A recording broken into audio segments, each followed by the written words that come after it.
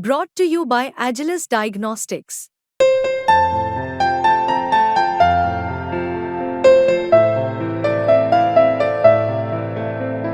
Agilus Diagnostics.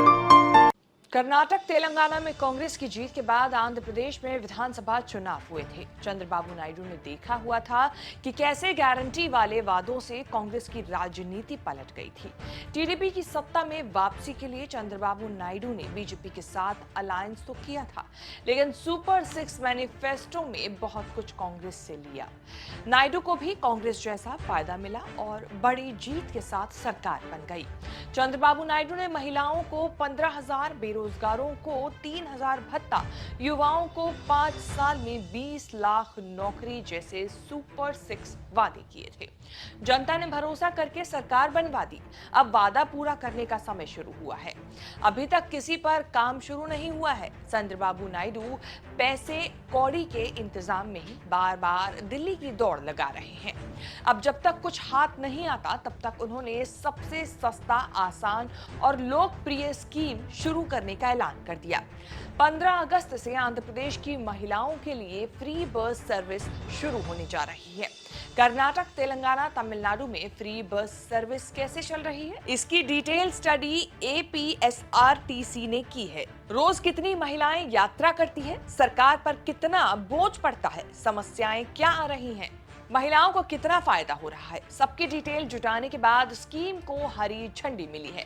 Karnataka में महिलाओं को फ्री बस सर्विस वाली स्कीम को लेकर हल्ला मचा है। कहा जा रहा है कि कर्नाटक स्टेट ट्रांसपोर्ट को 300 करोड़ का घाटा हो गया। भरपाई के लिए बस किराया 20% तक बढ़ाया जा रहा है।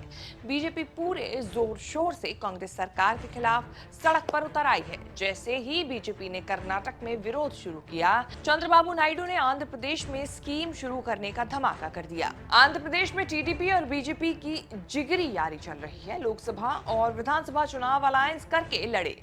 जब चंद्रबाबू ने सुपर 6 मैनिफेस्टो बनाया था तब बीजेपी की सहमति थी।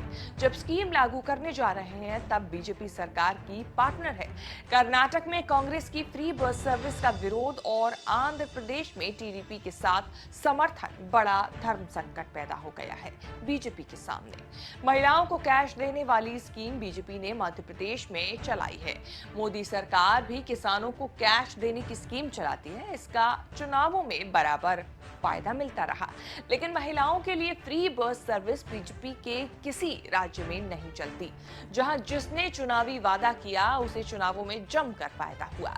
फ्री में कुछ देने को पीएम मोदी रेवड़ी कहकर रैलियों में गरजते रहे, लेकिन अब बाबू ने ही मोदी को फंसा दिया है।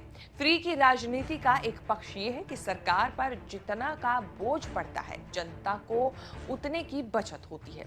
इसी बचत से चुनावों में वोट आते हैं। तेलंगाना में महिलाओं को फ्री बस सर्विस देने में अभी तक कोई दिक्कत नहीं आई है। हिंदू की रिपोर्ट के मुताबिक तेलंगाना सरकार का पहले 4 महीने में 1,177 करोड़ का बोझ पड़ा, लेकिन इतने की ही बचत तेलंगाना की महिलाओं को हुई। इसका पहला राजनीतिक फायदा कांग्रेस को लोकसभा चुनाव में हुआ। इंडियन एक्सप्रेस की रिपोर्ट के मुताबिक कर्नाटक सरकार ने महिलाओं को 5,500 करोड़ की फ्री बस टिकट दी। 229 करोड़ टाइम महिलाओं ने फ्री बस सर्विस की सुविधा उठाई। कर्नाटक में अब ये हल्ला मचा है कि कर्नाटक स्टेट ट्रांसपोर्ट को 300 करोड़ का घाटा हो गया। कर्नाटक में 15 से 20% बस किराया बढ़ाने की बात चल रही है, तो बीजेपी विरोध पर उतर आई है। तेलंगाना से पहले तमिलनाडु में स्टालिन सरकार ने 2021 में फ्री बस सर्विस शुरू की थी। तमिलनाडु सरकार का अनुमान है कि महिलाओं को हर महीने करीब 800 रुपए की बचत हो रही है।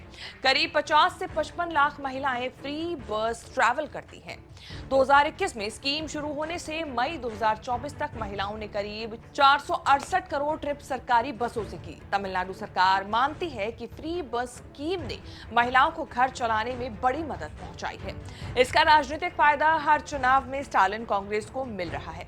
तमिलनाडु का सक्सेसफुल मॉडल कांग्रेस ने पहले कर्नाटक फिर तेलंगाना में शुरू किया। टीडीपी पहली ऐसी पार्टी बनी जिसने एनडीए में रहते हुए हुए बीजेपी को साथ लेकर इंडिया गठबंधन वाला मॉडल लागू किया। दिल्ली में भी केजरीवाल ने महिलाओं की बस सर्विस फ्री की। अब चंद्रबाबू नायडू इसी मॉडल पर चलने के लिए तैयार हुए तो दिल्ली के ट्रांसपोर्ट मंत्री कैलाश गहलोत ने क्रेडिट ले लिया।